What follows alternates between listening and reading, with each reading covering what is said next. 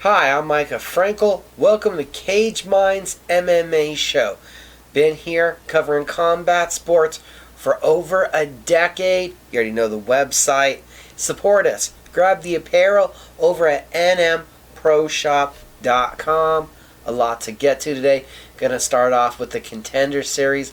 Dana White is handing out contracts like he needs to fill out the roster. Week 3 was another big week on the show, and it's a big time to mention that Halton Almeida and Albert Durev both get submission finishes. Durev in the first round, Almeida in the second, both rear naked chokes, and we'll have news on when you can see both of them making their octagon debuts. Believe me, it's going to be quickly.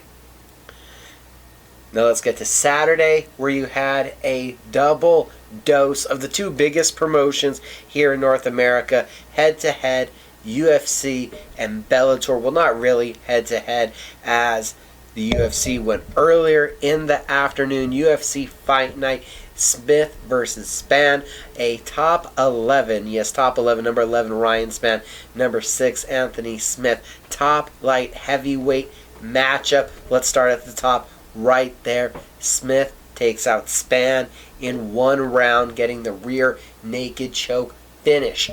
It was a right hook, left hook from Smith, wobbling Spann, getting the knockdown. Once on the ground, Smith is dominant, able to flatten, get the rear naked choke, force the tap. A great performance from Smith, who in lead up brushed off Ryan Spann's dismissal of Smith's resume as laughable. But then after the fight, took a bit of exception to how Spann had promised an ass whooping, standing over Spann in an intimidating manner and having a couple words to bark himself back at the defeated foe. Nevada Athletic Commission, not to mention some corners, jumping in there. All cooler heads prevailed, but quite the commotion and quite the scene after the fight. Let's not get away from what happened inside the fight. Great striking and a dominant performance from Anthony Smith, who had 3 straight victories after losing the world title opportunity to John Jones and then the subsequent loss to Glover Teixeira, Alexander Rakic. People had really sold their stock on Anthony Smith, on Lionheart, being a force at 205 pounds. 3 finishes later over 3 top prospects, and Smith is right back in the mix. Don't forget, when I started this conversation, I said he's ranked number 6. Taking out all those young bulls, those young bucks, he's definitely reestablished himself. He's improved his striking, showing the levels of jiu-jitsu that he has on most of these younger guys, and you're really seeing nuances out of Anthony Smith's performance. All of that great stuff could be muddled, though, like I said, with some erratic behavior. But we're not to that point yet. What do we want to talk about with Anthony Smith it's where does he go next? Hopefully he'll get the fight he called for. Smith feels that, if anything, the last loss he suffered to Alexander Rakic is one that really sticks in his craw, keeps him awake at night, and he feels like that's the one that got away. That's the one he could get back. And with Glover Teixeira fighting Jan Blachowicz for the title, you have Alexander Rakic at number 3 and Yuri Prochazka at number 2 as the next logical contenders. Why they're not fighting each other is beyond me, and only those two would know, and their managers, what the UFC is telling them and who is actually next in line for the winner of the main event of UFC 267. That being said, most likely the other guy will be in line to fight the winner that we just saw, Anthony Smith. Anthony Smith, as we said, a great win. And could that put him one win away from a world title opportunity? On the other side, Ryan Spann, he's fought Paul Craig. He's fought Johnny Walker. He's fought Misha Serkinov. Maybe Nikita Krylov. Maybe that fight happens. I know that would be swinging up even though he lost. Heck, maybe even you make the Jimmy Crute fight with Ryan Spann. Spann, obviously, some defensive elements on his striking to improve on. I didn't think that the lead up, that the verbatim, that the hyperbole that Spann had spewed out, the fight hype he had engaged in the lead up, the dismissal of Smith's resume, and in a simple Ryan Spann fashion, because I've interviewed the man before saying, I don't care. I've seen a lot of fighters talk about their opponent in a dismissal manner of, I don't care. Mostly in a manner of saying, if I'm focusing on myself and doing what I need to do, I'm going to go out there and handle business and whoop an ass, and there's nothing you can do to stop me. Obviously, Anthony Smith, in this manner, came out with the upper hand, had the better game plan, and was more effective in instrumenting his tactics that he wanted to deliver. I could go without, though, again, seeing the extracurriculars after the fight, especially from a UFC analyst. It's not just that you're another fighter who's in another main event. It's that you're on a certain echelon of fighter where I think that a respect and a forefront within yourself is definitely to be accounted for. Now, does it have to be? No, it's just my opinion that it should be. Doesn't have to be. Anthony Smith, though, we could do with a straight answer. Before the fight, he said that Spann's inclinations and verbiage was laughable. Not laughable when you're so angry that you're still standing over him after you've won, trying to continue the fight. And then not, obviously, it didn't bother you so much that you continue to talk about it at the press conference. Again, just be a straight shooter. But still, great win to Anthony Smith. Co-main event saw Ian Kuntilaba defeat Devin Clark. Right hand off the back of the head gets the knockdown of Devin Clark. Second round, a knee will end the clinch, lands to the mouth of Clark from Kuntilaba, and actually pushes that front bottom row of teeth back into Clark's mouth between the second and third round, asking the corner, how bad is it? Should I continue? The damage was already done. Why not keep fighting? Kuntilaba, though, had an answer for what Clark was trying to do. 7 of 11 for his takedowns.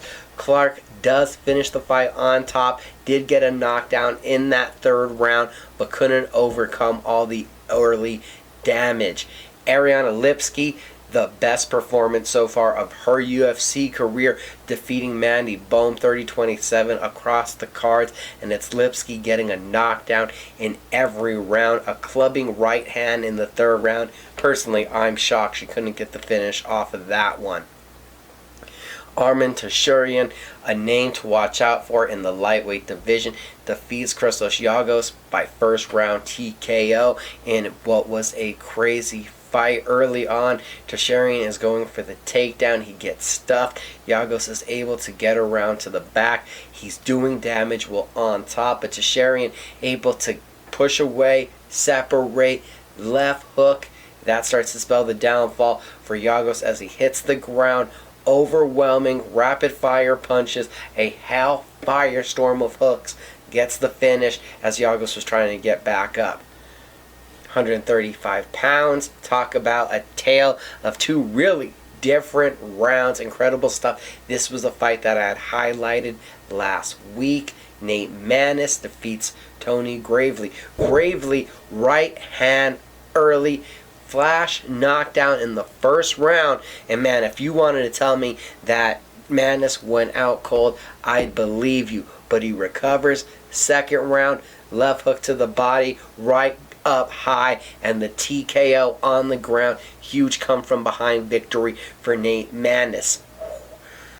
Joaquin Buckley gets back in the win column, stops Antonio Arroyo in the third round. Arroyo looking good early, doing very well with his kicks, going to the body, going to the legs, was scoring with a nice check hook, was avoiding damage in the clinch, but Buckley in the third round, big right hook, does the damage, maybe lands to the back of the head, but then there's a big right uppercut that follows up for the knockdown. Hammer fist sees Arroyo go out cold. On the prelims, You saw Raquel Pennington defeat Pannie Kianzad by unanimous decision, ending Kianzad's 4-fight win streak. Early on, Kianzad was firing, throwing big heat in the first round. Second round, takedown and the back take from Raquel Pennington. Third round, it was Pennington putting Kianzad on the fence. A takedown. Great work from Pennington. She's now won 3 of 4 and should find herself back in the rankings. Zhang Zhou defeats Brennan Jenkins. Jenkins taking the fight during the week, coming in on incredibly short notice. Kind of slow first round, and Zhou then finding the takedowns in the second and the third round, trapping the leg, getting to the side round position, consistent ground and pound, and the youngest fighter on the UFC roster gets a debut TKO in the third round. Montel Jackson welcomes PJ Bays to the bantamweight division in an unfriendly manner. A knockdown in all 3 rounds. It's 4 in all. Jackson gets the decision. Bays felt much better at the weight, but now has to deal with a lot of reach disadvantage to get through.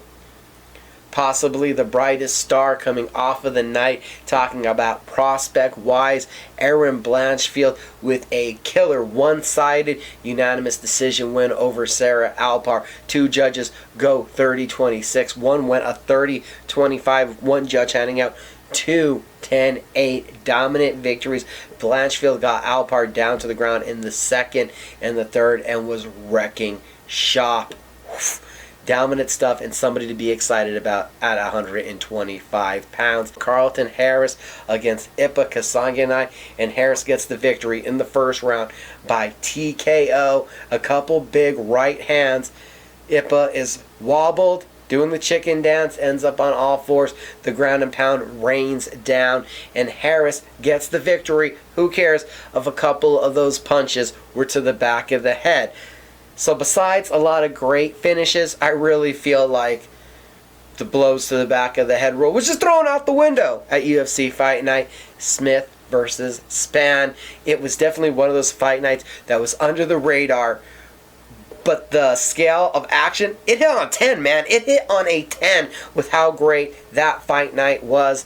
And while the main card was going on for the UFC Fight Night, that's while you had the Bellator prelims. Got to shout out Alex Pizzoli getting the unanimous decision over Grant Neal. The hustle, the effort, the crisper striking, walking away with a decision victory. And I think we'll see him on a main card very soon. But everybody was watching Bellator 266 from San Jose because of the light heavyweight main event. Phil Davis, the former one-night tournament and regular Bellator light heavyweight champion, welcoming Yoel Romero to the Bellator cage. Romero, you'll remember, former UFC middleweight title challenger. I went into this fight with some trepidation, with a little bit of fear, because I knew it could be fight of the year or it could be a staring contest. Early on, it was Phil Davis keeping the fight at range, keeping it long, stick and move, land his strikes, get out of town, not be there for the return. Don't worry, Romero's not firing much back anyway, even though it was a much more healthier Yoel Romero, a yoked up, much more filled out, my gosh, did he look big, Yoel Romero. It still wasn't an active real Yoel Romero. He wasn't offensive, he wasn't aggressive, he wasn't throwing a lot of strikes. He was allowing Phil Davis to get off. And then in the second and third rounds, we saw that the size, the strength, the speed, the technique, the wrestling advantage, all in the favor of Phil Davis, who would get 4 more takedowns. And unfortunately, one judge employed by the California Athletic Commission was visually impaired. When we go to the judge's decision, it's a split decision for Phil Davis. Again, visually impaired. Don't know how they saw that fight. For Yoel Romero, it's a crying shame, and it's just a plea for you should not be allowed to judge fights. Congratulations, Phil Davis. I have no clue if this really does anything for his marketability, but he does move forward. This does put him in a prime position to not be forgotten about in Bellator's light heavyweight division. Co-main event, we said this was a tune-up fight, and that's what it was.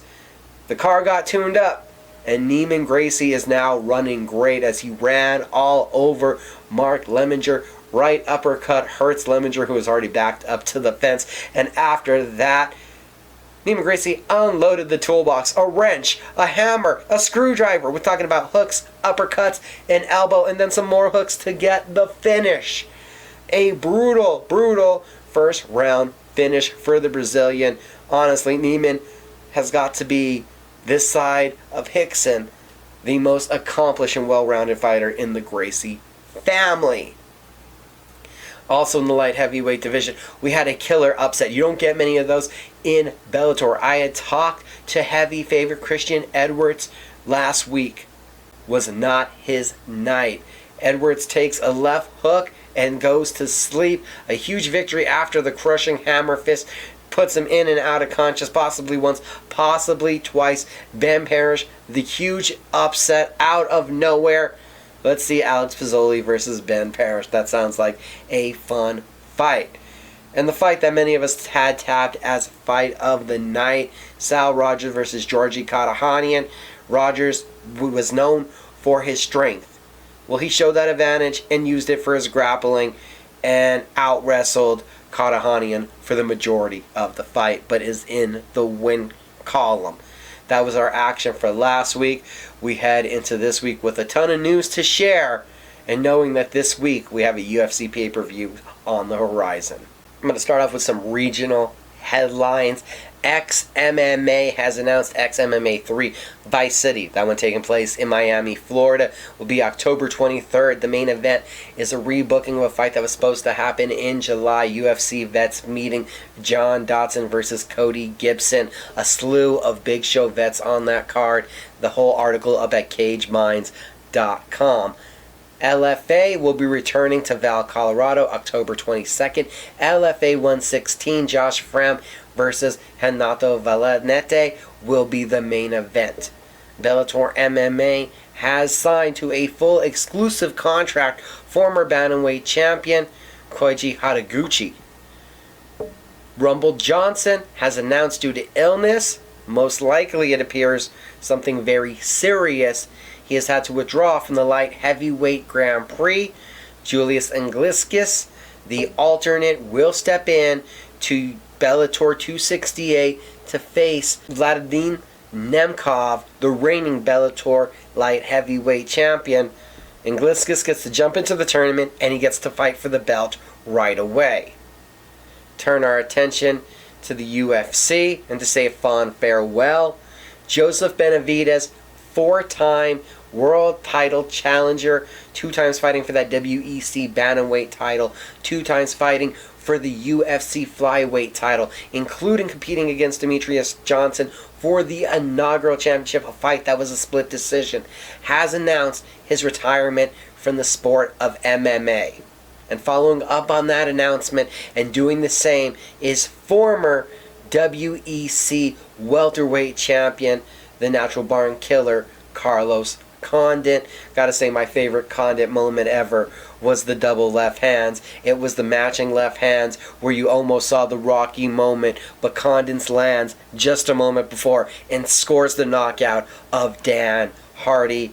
A fond farewell to both guys. I enjoyed your fights immensely. Thank you for the entertainment, and congratulations on 2 legendary careers right there. Talking about the legendary Demetrius Mighty Mouse Johnson. One championship has announced 1X, celebrating their 10th anniversary. That's going to be December 5th. And you're going to see a special rules super fight as Mighty Mouse will take on Muay Thai champion Rod Tang, who has over 250 wins to his Muay Thai resume. The fight will be a 4-rounder consisting of 2 rounds of MMA and 2 rounds of Muay Thai. Now let's jump on over to the UFC fight announcements. And we're going to start with the UFC Fight Night on October 23rd. In women's strawweight action, Tabitha Ricci is going to be facing Marina Oliveira. The UFC Fight Night on October 23rd has also seen a change of opponents as Chris Montini is out and Jonathan Martinez will be stepping in to face Aaron Phillips. The UFC 267 pay-per-view on October 30th. We'll see the debut of Contender Series alum Albert Durav. Durav will be taking on Italian middleweight Alessio De Sirico. Also coming off of getting his contract on the Contender Series, CJ Varaga will be taking on Ode Osborne at UFC 268 on November 6th. In light heavyweight action, Danilo Marquez will be fighting Contender Series alum Halton Almeida November 13th. Bantamweight action added to the UFC Fight Night on November 20th. Adrian Yanez is going to be taking on Davey Grant. Middleweight action added to the UFC Fight Night on December 4th. This one, number 13 ranked Brad Tavares will be facing Brendan Allen. UFC 269 has announced the trilogy fight. You will be seeing the third installment of the men's flyweight title saga. Brandon Moreno defends against Davidson Figueiredo for the second time. That one is December 11th. That card has also added Ryan Hall versus Derek Minner in featherweight action, two grappling savants. And a trio of fights have been announced for the UFC Fight Night card on December 18th. In bantamweight action, Rafael Assunção will be taking on Ricky Simone. In middleweight action, Gerald Meerschaert will be welcoming Germany's Abus Magomedov to the octagon, and Matt Sales will be taking on grappling savant Jordan Levitt. Now, as we look towards this weekend's action, the action starts right away tonight. The Contender Series is on the air again. The card opens up with LFA vet Jacob Rosales, a nasty, mean lightweight, taking on Victor Martinez. In the middle of that card, at featherweight, you're going to be seeing Fortis MMA's Stephen Wynn coming off of a crazy first-round knockout in under a minute, taking on unbeaten Theo Raylong. Co-main event, you have unbeaten Michael Morales. And then two unbeaten fighters meet in the main event. Hashim Arhavav, who is 6-0, takes on AJ Dobson. Hashim did miss weight by 3 pounds. This one is going to be wild. Friday morning, the action starts early, 8:30 a.m. Eastern Time. One Championship Revolution from Singapore. We're talking about 11 fights on this card. Yes, I said fights. 8 in MMA, 1 in kickboxing, 2 in Muay Thai, in 3 world title fights. Main event, Christian Lee defending the World Lightweight Championship against Ray Yoon Ok Lee, a 6-fight win streak, 2 title defenses in his pocket. Ok, 4 in a row on the victory side. The last one coming over Eddie Alvarez, where he showed his striking and his takedown defense. That's going to be huge against a wrestler like Lee. 1 Bantamweight Super Series Muay Thai Championship, Captain versus Mehdi Zaat. That's Thailand versus France. And also on the MMA side, your final title fight is a 1 men's strawweight world championship trilogy bout. Joshua Pacquiao versus Yosuke Saruta. This is the 3rd time they're meeting. Pacquiao has a knockout, while Saruta won by split decision. The card, you'll also see Martin Hewen, the former world champion. 2 divisions he's held world titles in, taking on knockout artist Jae Wong Kim. In a heavyweight bout between big-time prospects, Iranian wrestler Amir Akbari is going to be taking on Russia's unbeaten Antony Malakin. Devastating ground-and-pound victory in his one debut from Malakin, who his opposition in his 9-0 start has an equivalent record of 81-53. Well, the 10-2 Akbari has been in the ring with guys like Heath Herring, like Mirko Cro Cop, like UFC signee Jerome Dos Santos. So these two are some high-level prospects that are definitely going to be fighting for the top position. In a 1 atomweight women's contest, Victoria Lee is going to be taking on Victoria Souza. Both women are big-time finishers and top prospects. That's going to be an incredible fight, not to mention early on the card, the MMA debut of Marcus Almeida, incredible Brazilian Jiu-Jitsu practitioner. He's going to be taking on Brazilian kickboxing champion Anderson Broderick Silva. Not the Spider, but Broderick Silva. You've seen him fight before in Glory Kickboxing. Friday night, UFC Fight Pass has LFA 115, Oshkosh, Wisconsin. Vacant light heavyweight title on the line in the main event. They're both unbeaten. Joshua Silverio versus T. Cummings. Silverio, Arizona State wrestler, the son of ATT founder Conan Silverio. 100% finishing rate. 3 of them devastating rear naked chokes. Well, T. Cummings, 4-0 in MMA, 2-0 in bare knuckle boxing. Former power lifter. 3 first-round knockouts in his MMA career. They come with definitely opposite theoretical views, and it's going to be a collision of forces here. Kind of tend to like the grappler on the regional scenes. Wrestlers able to embrace that grind. They know how to break a fighter. That feels important. Also, just knowing that wealth of experience that Silverio has been around. The co-main event is also heavy hitters. It's a heavyweight affair as Chad Johnson takes on unbeaten Jordan Hinderman. Johnson, 100% knockout rate. Hinderman, 75% finishing rate. Well, he has 2 of those 3 finishes by way of submission. Further on down the card, you have Brian Batista versus Mando Gutierrez. That one at 135 pounds. Both fighters come in at 4-1, and neither one has seen a fight end in any other way than submission, whether it be win or lose. In women's action at 115 pounds, you have Catherine Paprocki, the Queen of Sparta. That means she won a boxing, a kickboxing, and an MMA fight all in one night under the Sparta Sports and Entertainment banner. She is the Queen of Sparta, taking on Hillary Rose, a Contender Series alum. And also on that main card, you're going to see outstanding Iowa wrestler Edwin Cooper Jr., 2 big victories back-to-back in the LFA. That leads me to Saturday, where here it is. It's been a long time in the making. UFC 266. If you're not excited for this one, you probably don't have a pulse. Championship double header. The featherweight title is on the line in the main event. Alexander Volkanovski or Brian Ortega. We've had to see them argue and go through their bickering on The Ultimate Fighter. The fight was delayed, and now it'll all come to a head. Volkanovski is on an incredible 18-fight win streak, 9-0 in the UFC.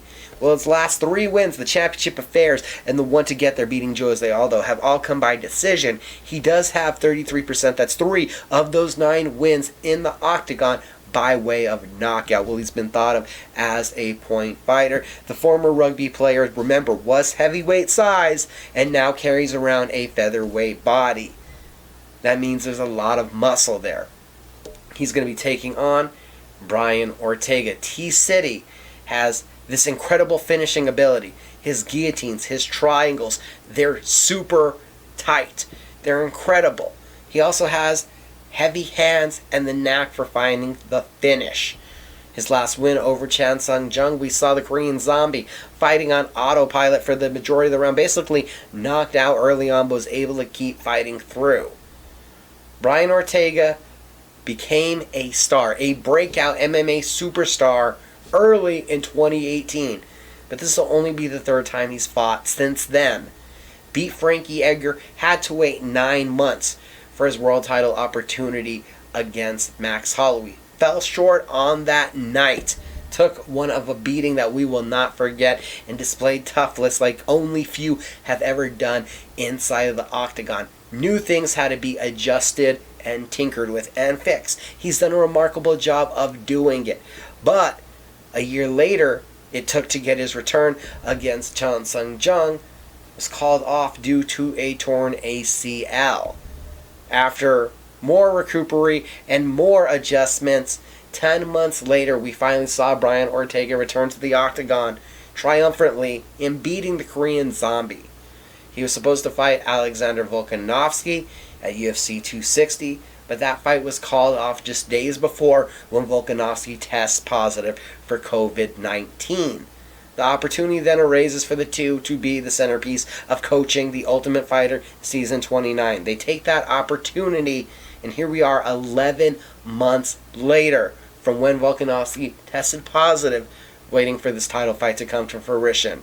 An MMA superstar who, unfortunately, over the last 3 years, Brian Ortega has only been able to fight 3 times, as he's still looking to really hit the pinnacle of his career and take that UFC featherweight title, which he heads into this fight as the hometown favorite, as the crowd favorite. Yes, he's an LA kid, but that's not a long drive to Las Vegas. Definitely not as far as it is for the Aussie, Alexander Volkanovski, who trains out of New Zealand, far from home and on his own. Ortega has already been on social media this week reminding fans, bring out your Mexican and American flags. Bring them out, support, show the love as he looks to complete his dream. You can say that everything is against the champion. I would not be surprised to see the challenger come in as the betting favorite.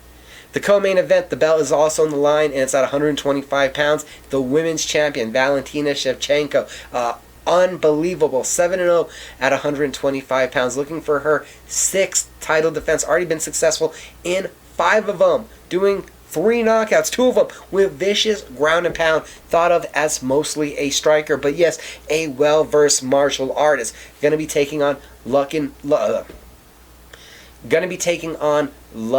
Lauren Murphy. Murphy, a former Legacy Bantamweight champion who also held that Invicta FC title, is now at 125 pounds in the UFC, a 5-fight win streak that's seen her beat international competition, strikers, and grapplers. There's not really a question that is still there to be answered about Murphy. Her striking has improved. Her grappling has always been there. That's where she started, was with Brazilian Jiu-Jitsu, and she has become a more confident, and if you look at her figure, a well-defined athlete throughout her time in the UFC. The time is right for Murphy to challenge Shevchenko. Really the only challenge on the map. The fighter that earned this. The fighter that had the win streak put together. Whether this is the challenge that takes down Shevchenko, that's hard to tell. As we said, unblemished and really unchallenged so far at 125 pounds. This looks to be her home where she's going to cement a legendary legacy. It would be a huge upset for Lauren Murphy to pull off the victory, but we've had bigger ones happen before. The feature fight is in the welterweight division, and this one is for the fans. It's a rematch from 2004 from UFC 47. This is Nick Diaz, Robbie Lawler 2. We know they're strikers. We know about the heavy-handed punching of Robbie Lawler. We know about the overwhelming pressure, incredible hooks, and the overwhelming wave of momentum that is Nick Diaz. Diaz hasn't fought since Anderson Silva in 2015. Robbie Lawler lost the welterweight title in 2016 and unfortunately has lost 4 of 5 since. 4 in a row. This could be the last stand for 2 legends that motivate each other. They don't like each other. This one is guaranteed to be a banger. This card in all is littered with ranked contests. Talk about a super card. After that one, before that one, you have in the heavyweight division number 4 versus number 6 as Curtis Blades, the wrestler, takes on knockout artist, tremendous kickboxer, Jairo Rosenstruck. In the women's flyweight division, number 1 contender, former strawweight champion, Brazil's Jessica Andrade, powerhouse knockout artist, taking on Cynthia Calvillo, a pit bull with a tenacious grappling game. In the men's bantamweight division, number 6, Marlon Moraes, former WSOF champion, has some spectacular head kick knockouts, takes on Georgian wrestler number 11, Merab Davishvili, a 4-fight win streak. The guy is pressure in your face with a high pace. Also in the heavyweight division, you have number 7, Shamil Abdurrahimov versus number 10, Chris Dawkins. Dawkins, 4-fight win streak, all 4 first-round knockouts. This is the 3rd time this fight has been booked. Number 8 in the lightweight division, Dan Hooker, is going to be taking on Nasrat Haqparast, who's won 5 of his last 6. Haqparast has skills everywhere, but both him and Hooker are primarily going to be striking. In the women's flyweight division, number 9, Roxanne Modafferi, takes on number 12, Talita Santos. Then we finally get to some unranked fights that we have to highlight. Lightweight, Uros Medic, he's 7-0. He's going to be taking on Jalen Turner. We got 6'1 versus 6'3. These are enormous 155-pounders. Medic, his debut, a flying knee knockout of Alan Cruz. He had a crazy win on the Contender Series. While Turner has consecutive finishes on the ground, a TKO and a submission heading into this one. Also making his Octagon debut, you have unbeaten grappling expert Nick Maximov coming from that Diaz camp, taking on Carl Roberson, a Contender Series vet all the way back to season 1. Matt Semmelsberger, powerful Pennsylvanian, look for his big right hand when he takes on another Diaz-trained fighter, Martin Sano, and the card opens up with Omar Morales. The guy is a vicious striker, taking on Jonathan Pierce. He's 10-4, heading into his 3rd fight in the UFC.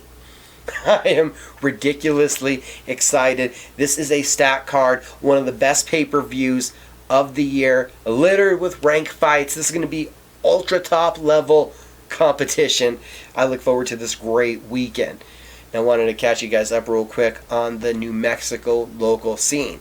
October 2nd, Combat Sports Club Grapple Fest will be happening, and this week we will be having an interview with NGLLC Enterprises head man Nick Gonzalez, who is running Grapple Fest. October 16th, Legacy Boxing Promotions is at the Kiva Auditorium. It's back to boxing. Angel Baby Perez and Abraham Perez will be on top of that card. October 30th, there's professional boxing in Las Cruces, New Mexico at the Convention Center. Thanks to MSFT Promotions and School of Hard Knocks coming together to throw that event. November 20th, in of the Mountain Gods, we'll be seeing The Last Stand, Marco Antonio Barrera versus Daniel Ponce de Leon in a 6-round exhibition. Not to mention Josh Pitbull Torres, unbeaten Abel Mendoza, Clinton Chavez, a stacked undercard of top Southwest talent. And December 3rd, we can confirm it, Diego Sanchez will be making his bare knuckle boxing debut right here, Albuquerque, New Mexico. Bare Knuckle FC will be here in the 505. CageMinds.com is the place for all the information and all the news. Go support us on social media. On Facebook, it's Cage Minds Combat Sports News.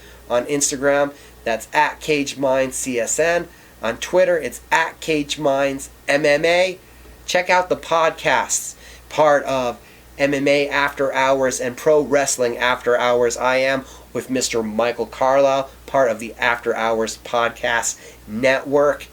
Also, again, support Cage Minds by picking up the apparel, and you can do that at nmproshop.com. Thanks for watching.